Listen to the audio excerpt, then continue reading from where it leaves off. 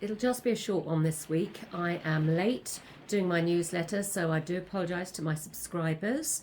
If you haven't subscribed to my newsletter yet, you can find the link below.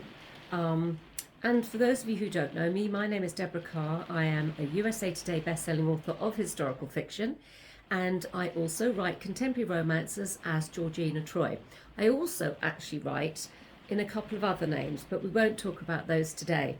So I'm only popping by quickly today because I have to go to a couple of meetings. It's a really busy time. I don't know why this time of year tends to be a busy time, but it is. It always seems to be for me. I haven't put up my decorations yet. I have here, over there, but I haven't actually in my house.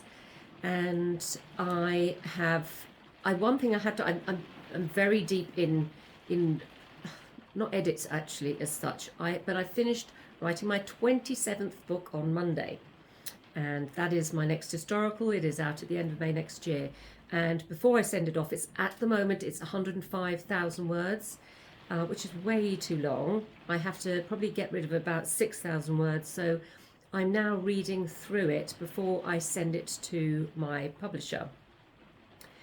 It is a slow process because you write things down the first time, you think, oh, that's not bad, or whatever, or I can add to this. And now is the point where I have to add to it or actually tighten each sentence. I might have changed how I write things as I go along, so I then tighten that. I spent a couple of hours the other day trying to come up with names. I wanted to change 2 of the names. That took forever. I went back to one of them anyway, so it's that sort of thing. So it's taking a long time. I really should have delivered it by now, but I've had other things going on, and so my publishers are really very kind and allowing me some leeway, certainly at the moment with everything that's going on in my life. So I will be working flat out on this for certainly the next few days, and hopefully, well, early next week I intend to send it back. Then I have to do copy edits for a different book. And tomorrow afternoon I've got another appointment here with my accountant, so it's all lots happening. Of course, you have to prepare documents for that and whatever. So it's a busy old time, and I'm hoping that next week I can actually have time to, I'll have done all my things that I need to do. I'm having a few weeks off because there's a lot's happened in my life. If you haven't, I don't even know if I've mentioned on here, I think I probably did, but my husband died not quite 4 months ago. And obviously it's a difficult thing. He was only ill for a couple of months. We only knew he was terminally ill for a couple of months before he died. He actually only knew 9 weeks before he died. So it's been a really emotional and difficult time. And my way of dealing with that has been to basically try and push myself into my work. Both my publishers offered to delay things, and they were very happy to do it, been incredibly sympathetic and kind. But it's very strange, I think. It's not just been my husband. My cousin died suddenly at the beginning of May. Both my parents have had to have hospital visits for various reasons. And my aunt had heart surgery. It's been a lot since the beginning of May. And so the only place where I actually had control over my life was in the fictional part of it. And so my writing has actually really saved me. And I didn't actually mean to get quite deep on this. This was only supposed to be a quick one about my newsletter. But my writing has saved me, but now I am exhausted, and I have been told that I need to actually take time out.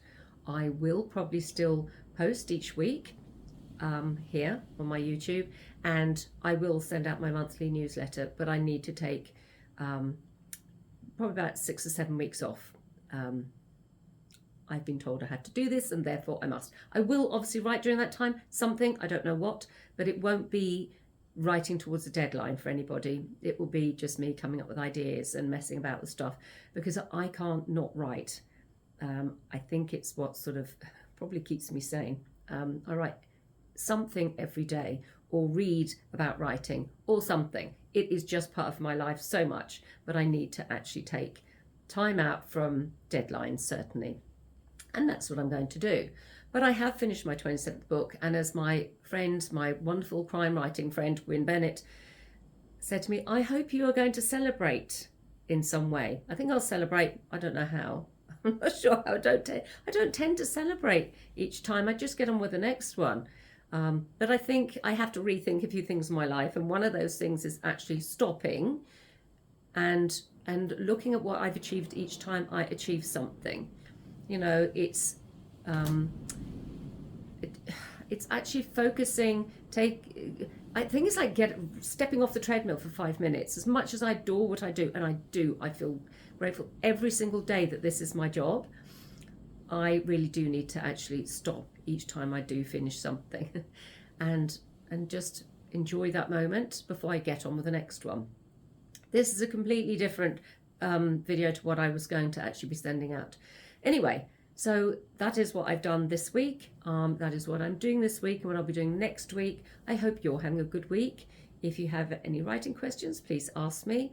I do have to now also go out and post the prize winners' gifts. I've got 5 actually. There were 4 prizes, but because so many of my newsletter subscribers actually entered the Christmas giveaway, what I've actually done is bought in a bonus prize, and I pulled another name out of the hat, and I'll be announcing who won those in my newsletter, which will go out, I was hoping today. It's very late this month because of everything that's been happening, but it will go out tomorrow.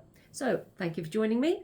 If you would like to keep up with any of my messages, please subscribe below. Just click on the little red square there so that you just get an alert on your YouTube channel, that's all, to let you know I have a new video out. So look forward to chatting to you next time. Hope you have a good week.